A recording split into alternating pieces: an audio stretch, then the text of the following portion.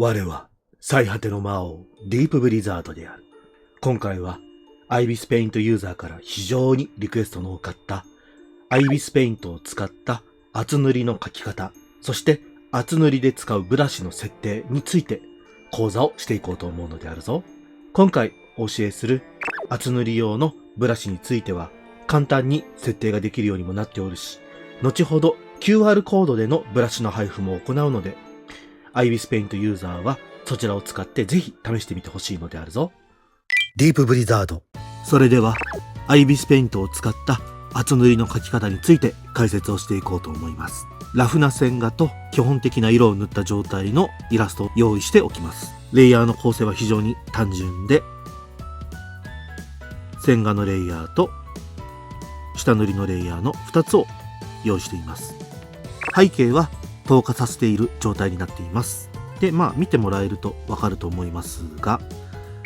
線画はややラフな感じで塗っています。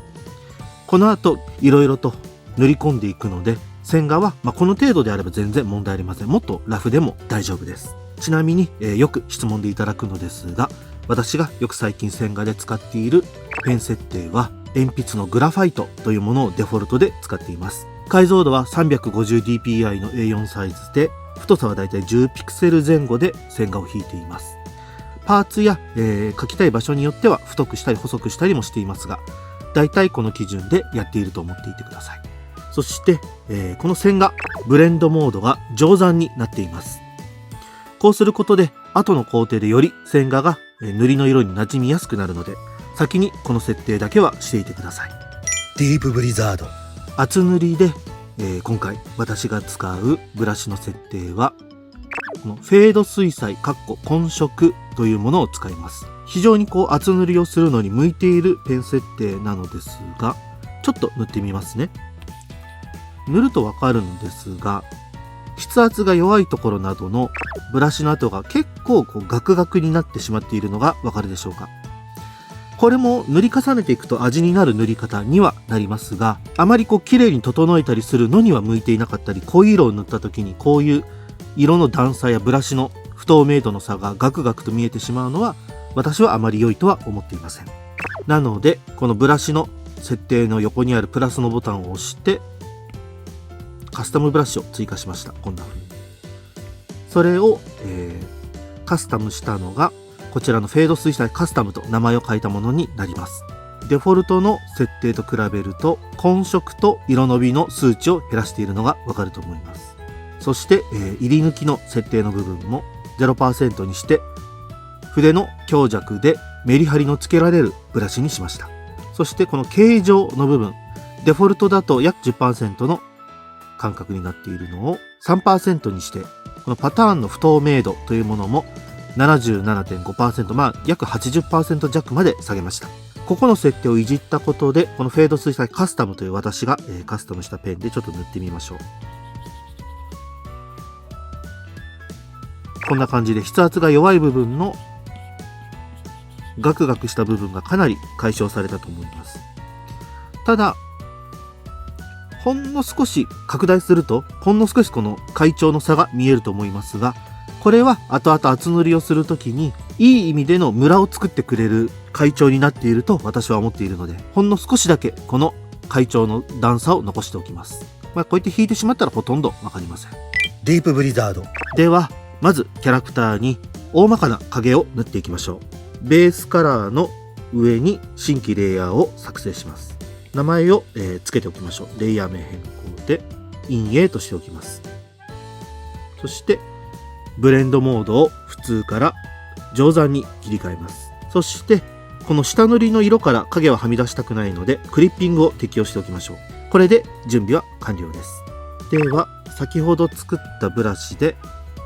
ややくすんだピンク色を用意して、まずは全体の陰影をざっくりと塗っていきます。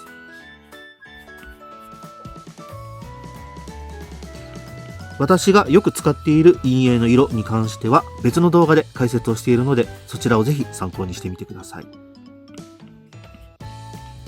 この段階ではとりあえずどんな影も1色だけで塗って、そして大きめのブラシサイズでざっくりと塗ると後々厚塗りで調整がしやすくなります。でも塗りやはみ出しは気にせず、とにかくザクザクと塗っていくといいでしょう。まずはこんな感じで全体の陰影を大まかにいいので決めた状態にしておきます。ここから色味を変更したり塗り替えたりなどをして、まずは陰影をある程度描き込んでいきましょう。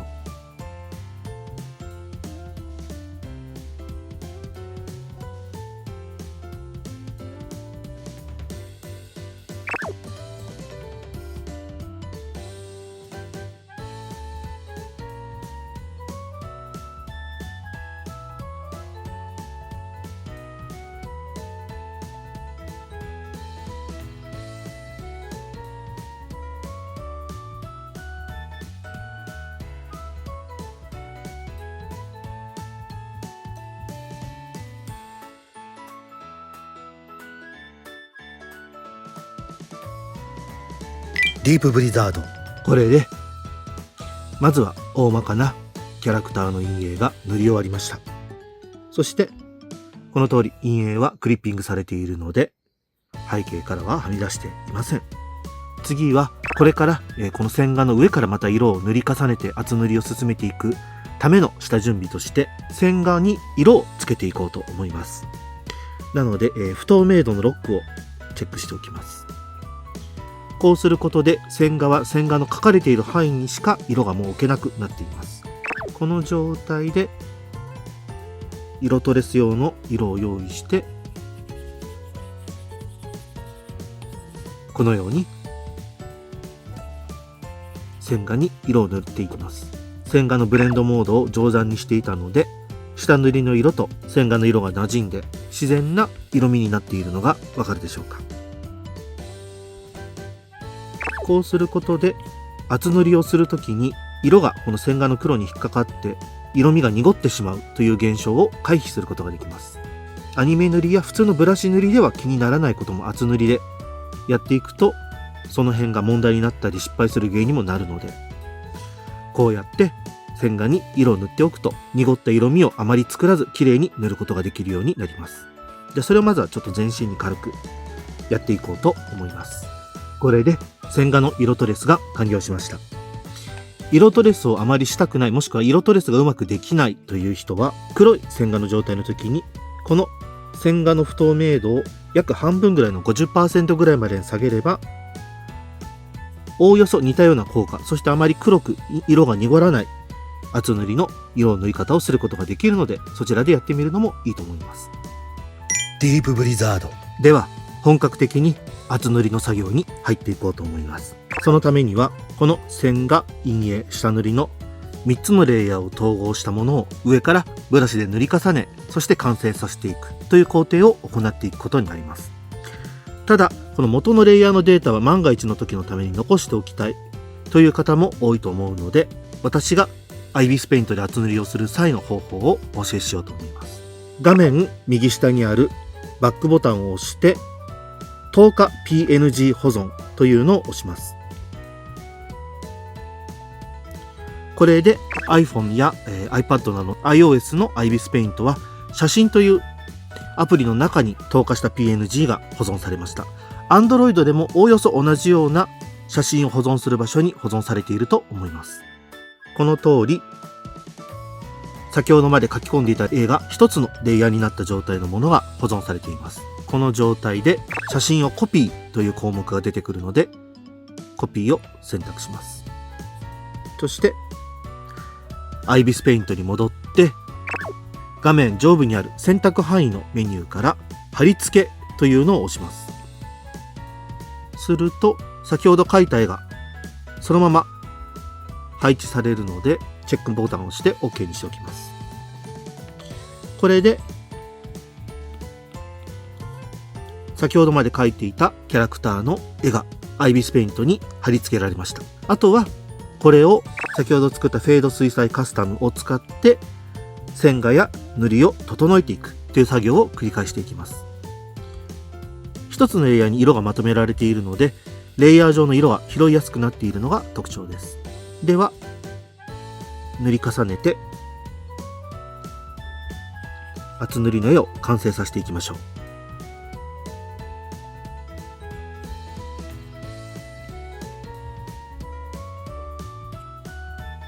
特に塗りを進めていくパーツをどこにするかなどは基本的に自由ですが、私は目や顔のパーツなどを先にある程度塗り込んで全体のバランスなどを確認して作業を進めることが多いです。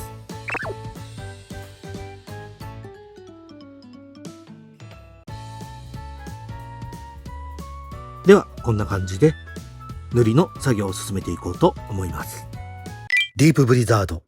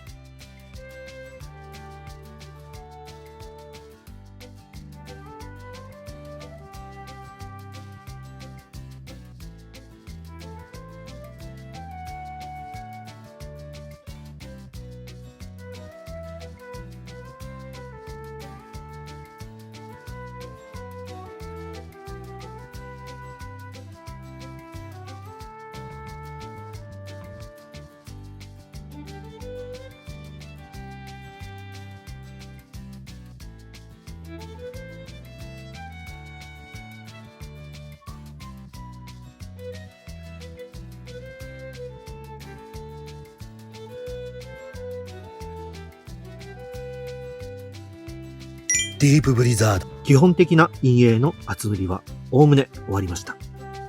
しかしまだハイライトや仕上げなどが終わっていないので、それをやっていこうと思います。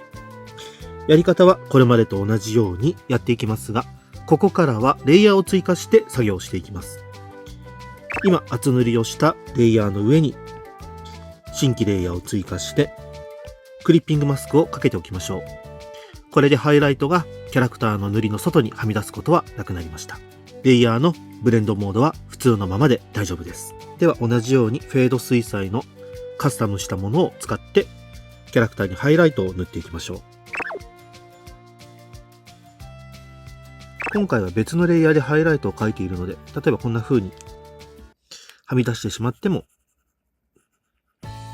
消せば元通りにできるので、ある程度塗りを仕上げてからハイライトを描き込んだ方が色も濁ったり混色しすぎたりせずに作業ができるのでおすすめです。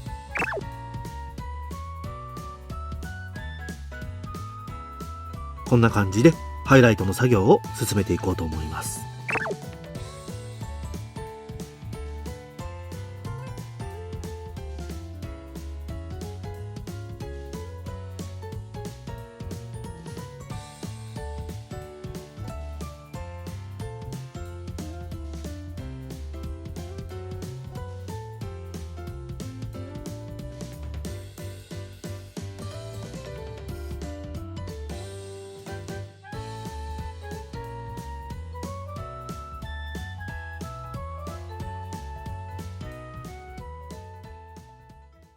ディープブリザード。